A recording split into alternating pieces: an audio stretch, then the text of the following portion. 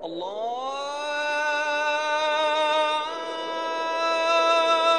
أكبر الله أكبر. يا أيها النبي قل لأزواجك وبناتك ونساء المؤمنين يدنين عليهن من جلابيبهن ذلك أدنى أن يعرفن فلا يؤذين وكان الله غفورا رحيما. يا ربنا. قال رسول الله صلى الله عليه وسلم: صنفان من أهل النار لم أرهما، قوم معهم سياط كأذناب البقر يضربون بها الناس، ونساء كاسيات عاريات مميلات مائلات رؤوسهن كأسنمة البخت المائلة لا يدخلن الجنة ولا يجدن ريحها، وإن ريحها ليوجد من مسيرة كذا وكذا. رواه مسلم.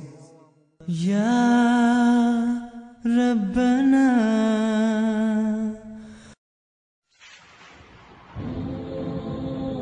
If you are uncovering yourself, disrespecting yourself, showing your aura outside to the people, and what is the aura of the Muslim woman? The nakedness of the Muslim woman. What is her aura?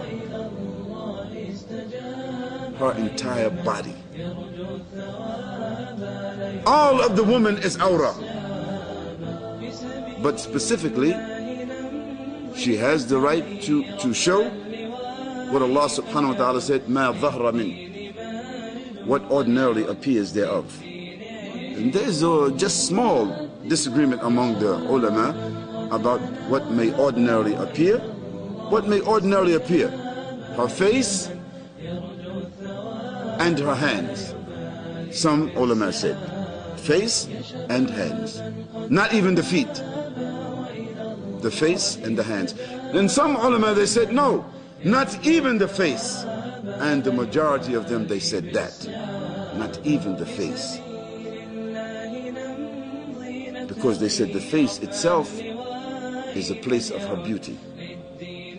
So if the Muslim lady has the ability and the courage and the commitment to even cover her face, MashaAllah, she is also doing herself a favor. And she's also doing the Muslims a favor, because she removes another level of the fitna. But minimally, she must cover her entire body except for her hands and her face.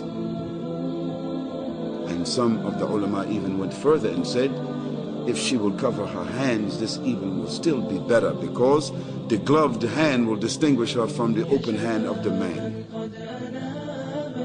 So we cannot say every sister must absolutely cover her face and wear the gloves on her hands. We cannot say that. We say those who do it, it's mustahaba.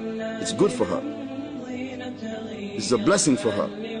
But we don't force the sisters to do that, especially in the kuffar country, where maybe they will feel constrained to even go out, and they will develop a psychosis for themselves. And we don't force the sisters to do that and make them create a psychosis. No. But you Muslim sisters should minimally cover your entire body, except for your face and hands, minimally. And covering the body doesn't mean wearing jeans and wearing a scarf on your head. No, this is not the body, because there are conditions of the clothing. The clothing should not reveal the shape of any part of you. Nor should the clothing be transparent, so that your skin can be seen through it. It's very clear. There are more conditions. Nor should that clothing resemble the clothing of the women of Jahiliyyah. So that means the sisters who's wearing the niqab, and it's say these designer names, Gloria Vanderbilt, CK1, what's the other one, Christian Dior. You're wearing a niqab with a cross on it. If you're wearing the Christian Dior They're selling them in Mecca. The sisters, they like it because it have Christian Dior. I mean, it's designer. The niqab is costing 30 pounds, $50. And it has a cross on it. Christian Dior cross.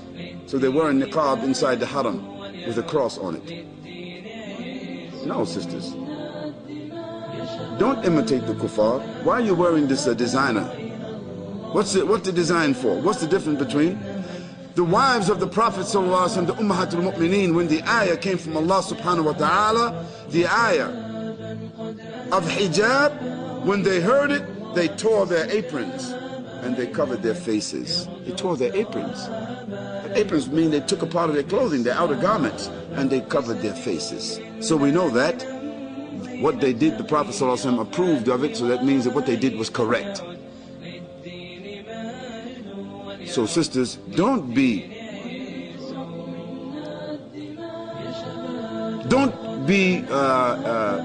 expend money unnecessarily, and don't imitate the kuffar.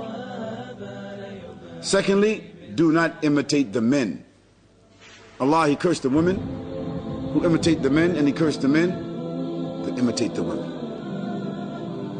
And also, the sisters is wearing hijab, but they are plucking the eyebrows and designing the eyebrows.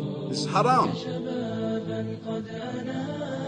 The plucker and the one who is plucked, both of them is cursed by Allah subhanahu wa ta'ala. Because why is the woman plucking the eyebrows? They are doing this from jahiliyyah, a culture. Because they are wanting to make their eyebrows more attractive to be looked at.